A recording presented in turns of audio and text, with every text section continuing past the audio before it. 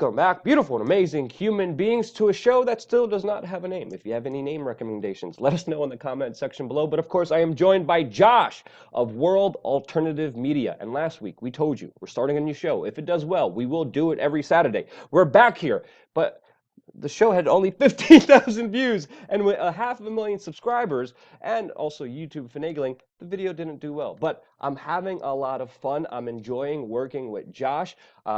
And basic principles, if I like doing something, I'm going to keep doing it. So we're back here with the latest updates with cryptocurrencies. Josh, how are you, and what is happening right now in the crypto world? Well, Luke, there was a massive crash in the market, not a collapse, but a crash. And that was basically due to, we hit about $20,000 about a month ago for one Bitcoin in US dollars. And we saw a dip back and forth, and it kind of came at the same time as these future contracts came out for Bitcoin. And what I believe to have happened was there was at one point a few days ago a massive sell-off, and there's so much money sold out of the market that I do believe that it was a big banker sell-off, which caused a whole bunch of panic. And that panic led to a bunch of what they call minnows, people with small amounts of Bitcoin, all selling off out of panic. Now, of course, it went all the way down to about 9,000 US dollars, and it's climbed past the 11,800 wall today to around 13,000,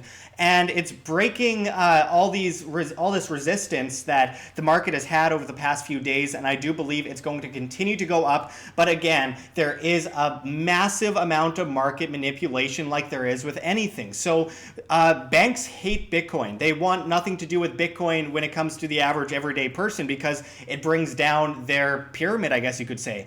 But when it comes down to it, they also want to get in on it, and they want to make as much profit off of it, because why wouldn't they? We've seen the same thing with gold and silver. Deutsche Bank was caught rigging gold and silver for many years and was caught in a court of law alongside HSBC and a whole bunch of other banks. So this is very usual to happen, but I don't think that there's any reason to really worry. I still see it going to about $100,000 by the end of 2018. Now, this isn't financial advice. This is simply my opinion. I have to legally say that, but I think that we are in for a massive climb in the future, and there's a lot of things that contribute to this. So I wanted to quickly mention before we go on to the next headline, Luke, that a lot of people are investing a lot of money into altcoins that they know nothing about. Outside of Bitcoin, they are throwing billions of dollars into these coins because they like what they look like. They don't understand them. They don't know the fundamentals. And in that case, it's kind of the same thing as your wife, rooting for a football team because, I don't know, maybe she likes Dolphins or she likes the look of the jerseys. This is incredibly important to understand because while the derivatives in the dot-com bubble don't exactly mimic the free market cryptographic currency we see in the cryptocurrency world, there is a similarity when it comes to people rushing into anything because they like what it looks like. It reminds me of pets.com in the early 2000s. So I think it's important that people understand what they're getting into. There are some good ICOs that are like EOS or something. They actually have fundamentals. They have basic fundamentals. But do not invest in cryptocurrencies you know nothing about, because there's a good chance they will crash before the consolidation of all cryptocurrencies in the near future. Just very simply, don't be a dumbass. And I have to say that for legal advice and whatever you said before, ditto, ditto, this is not legal advice or da-da-da-da-da, doesn't matter. But regardless, I think it's also very interesting because I'm here at the Bitcoin conference in Miami, Florida, and you see all these guys in these like Lamborghinis and Ferraris just stacked all around the hotel because it was a way for a lot of people to make a lot of money really quickly. But again, it's extremely unpredictable. It goes up and it goes down. And sadly, there's been kind of a different dichotomy here. And I think Jeff Berwick's was the last speaker that was speaking at the conference. And he was like, hey guys, we're here to remind you that this cryptocurrency thing is about getting rid of central bankers and helping spread freedom and liberty while helping out the common man. And then everyone cheered and erupted. But there definitely is this kind of get rich quick scheme kind of community, Wall Street butthole types that have kind of also are being very domineering in this cryptocurrency arena. And that's why, there is a lot of manipulation. There is a lot of uncertainty. There is a lot of people just in it for the money and forgetting the real cause and the real root and the real community that has brought Bitcoin from its infancies to where it is now. And very interesting, it was also curious to see at the same time as we're seeing this kind of manipulation, this kind of price going down dramatically, this kind of escalation of the war of words with governments talking about regulating and taxing people who have cryptocurrencies. And that's why we just heard that the US Department of Treasury is now attempting to police crypto exchanges, even trying to report people to the IRS, tax them to death, and of course, make it very difficult because it's almost impossible, especially with this recent tax code, to stay up to code and to document and to have all the financial numbers figured out when it comes to your taxes and Bitcoin. Josh, what do you think about that? Well, as I kind of went into last week, Luke, there was a massive attempt on January 1st through IRS tax code 1031 in order to make it a taxable event every time you go from one cryptocurrency to another back to whatever you're trading, which is almost impossible to enforce. I don't think it's really too concerning because I don't think they will long-term get away with it.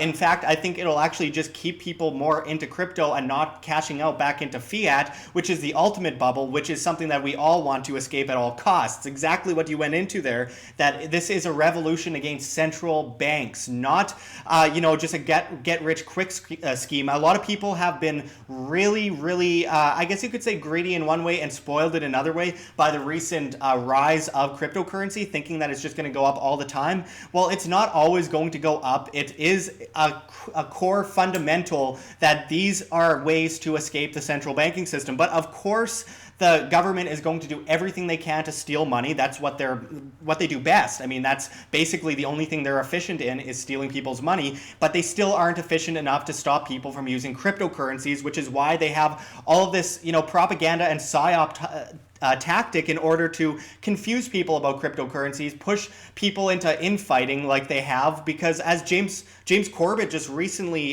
did a video which was incredibly well said, where he kind of went into the fact that people are looking at digital currencies by central banks in the same light as they see Bitcoin and blockchain. They're not all synonymous. They're all very different things that happen to have some kind of relevance to each other. So I think that this is really important to understand. Yeah, the propaganda is increasing, as we're just seeing even now this week, with a proposed U.S. task force in order to stop terrorism in the cryptocurrency world. And in reality, we know that terrorism, majority of it, predominantly, most of it, 99.9% of it, is financed through fiat, through dollars. So, the propaganda is escalating on so many different ways, and I think the powers that be, you could kind of make an argument that they're kind of using this kind of moment to take advantage and to hit cryptocurrencies when they're low. Yeah, absolutely. I think that this is one of the biggest examples of hypocrisy, is that they think that they're going to stop terrorism by, stopping people from, freely exchanging goods for services with cryptocurrencies. Meanwhile, like you mentioned, 99.9% of money used to finance terrorism is fiat. So should we ban fiat? Well, maybe. And on top of that, what is the biggest financier of terrorism? Government.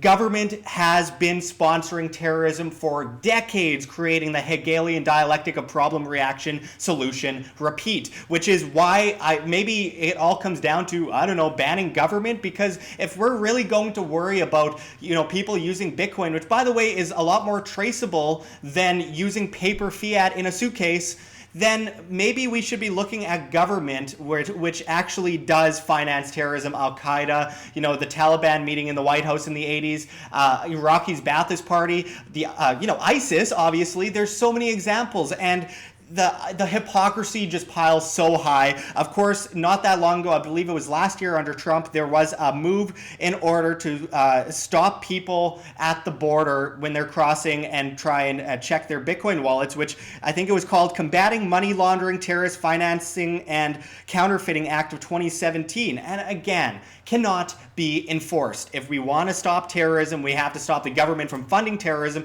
not people trying to, make a bit of money and invest invest in something that is pulling away from the central banking system that enslaves us. So I think that it's important that we understand the differences. The idea of people financing terrorism with Bitcoin, a woman was just caught 2 weeks ago trying to do that because it was traceable. You can trace one address to another to a bank account. Unless you are getting all your money from, something like Steemit and, transferring it around, you are basically transparent out in the open. People can see what you're doing. So the idea is absurd. It's just an excuse to call any, free individual a terrorist while ignoring the fact that, well, wait a second, we are the ones that are funding terrorism. We are the ones that are creating it. We are the ones that are bombing countries overseas and arming the rebels and then causing a new problem to give an excuse to go back in. It's all the same old nonsense over again. And this leads me to the next story, which Wait. is I just think they want a monopoly of control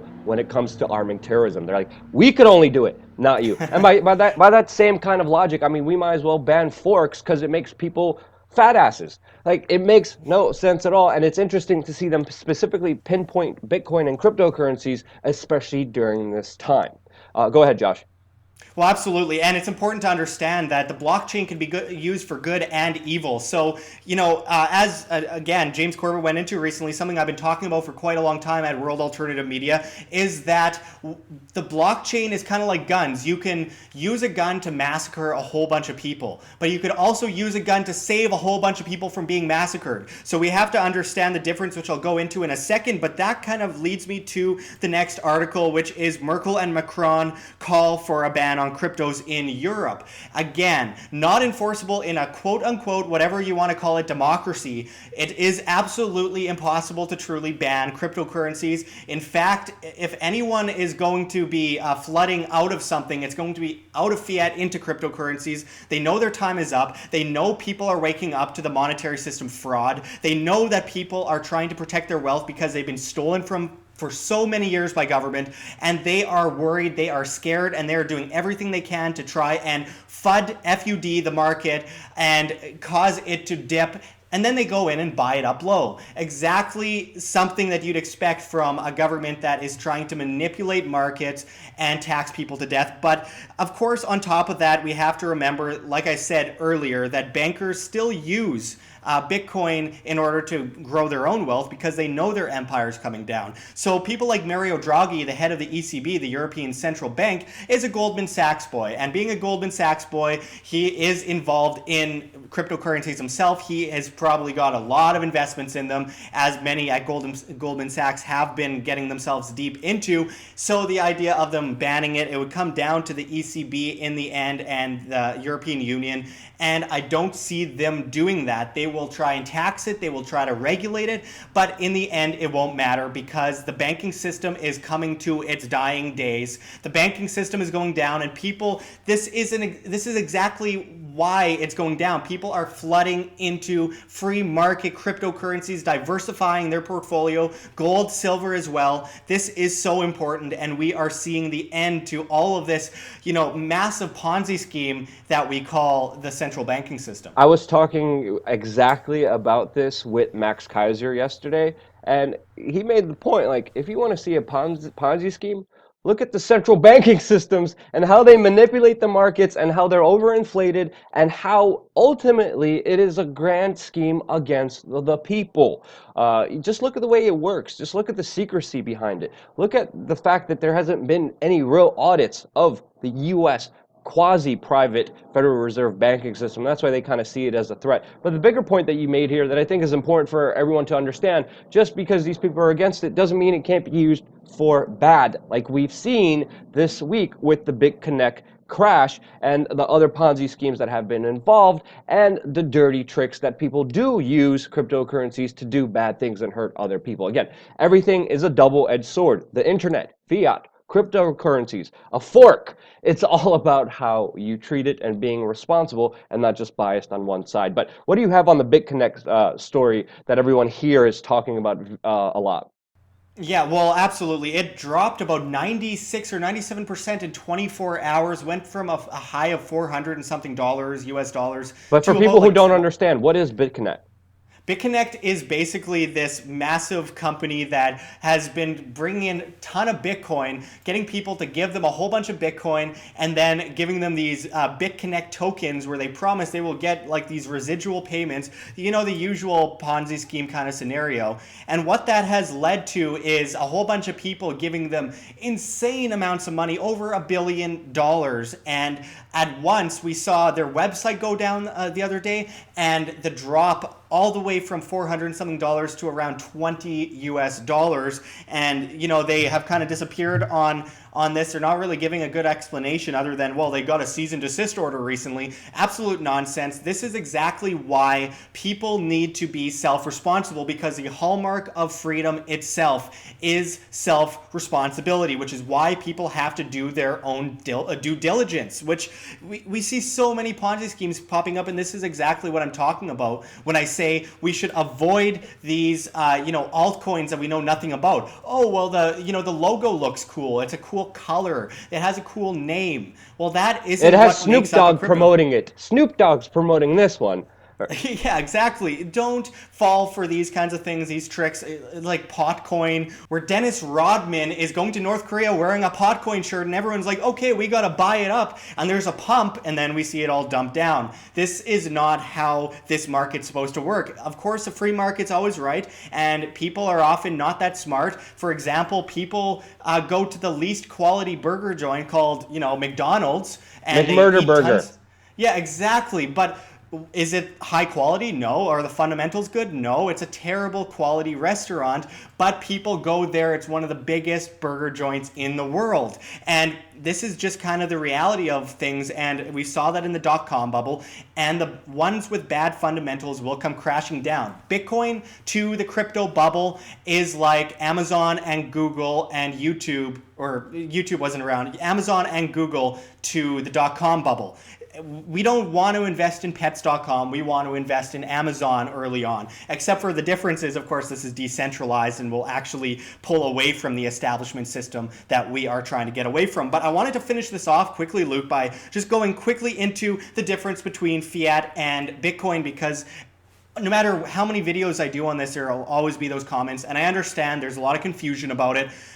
Fiat is centrally planned, legal tender currency based in quantitative easing debt, just devaluing it by its printing. There's no cap on creation. While Bitcoin is decentralized free market, has 21 million tokens that will ever be created by the year 2140, and that is it. Fundamentally, it cannot go higher. There can be forks with different ideas at hand, but Bitcoin will never surpass that mark. So therefore, it halves quite frequently, which grows the value, and it is absolutely the opposite of fiat. Of course, it's based in scarcity, demand, and application use. And I have to always go over this point, Luke, because there are a lot of people that look at it and they see it's created out of thin air, so it must be the same as fiat. Fiat has a set of fundamentals that is based in debt and non-stop quantitative easing and fractional reserve lending. They are very different from each other. There are attempts to create a global crypto or a global centrally planned cryptocurrency,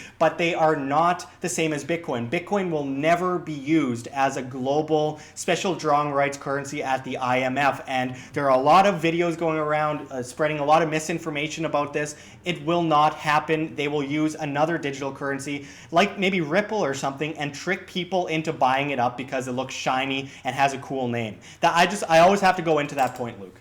Yeah, I mean, you have to be careful because establishment could come in. We're seeing Facebook, we're seeing the UK government, we're seeing all these other institutions that are, in the long run, morally wrong and corrupt, talking about going into the cryptocurrency world, trying to get their foot into the door from something that was originally decentralized, something that people, of course, see as a threat, and is very difficult to stop. They can make it difficult for users to take out their money or to use it, but there really is no way of getting rid of Bitcoin or of cryptocurrencies. You would have to get rid of the entire internet. You could always change your IP. You could always mask who you are online. You could always figure out a runaround. And this is a problem, this is a paradox that I'm seeing that will come to a big clash, I think, sooner or later. This is so unpredictable. This is such a fun, crazy, wild ride where you never know what's going to happen. Always try to use your best mind. Always try to do the right thing. Be smart. Don't be stupid. Don't just go out there buying Ferraris. Don't just always try to get rich. When you do those things, humanity and life will always kick you in the butt when your morals and your principles are wrong. So, other than that, Josh, I think it's been a crazy week. Bitcoin's been going down, cryptocurrency has been going down, but there's also a lot of optimism and a lot of hope. And I just wanted to thank you for bringing everyone into the loop and letting us know exactly what happened this week with cryptocurrencies. To check out Josh, his YouTube channel will be in the description below. If you found this video important, if you liked it, share it with your friends and family members. And of course, I love you. Thank you again so much for watching. Stay tuned for more.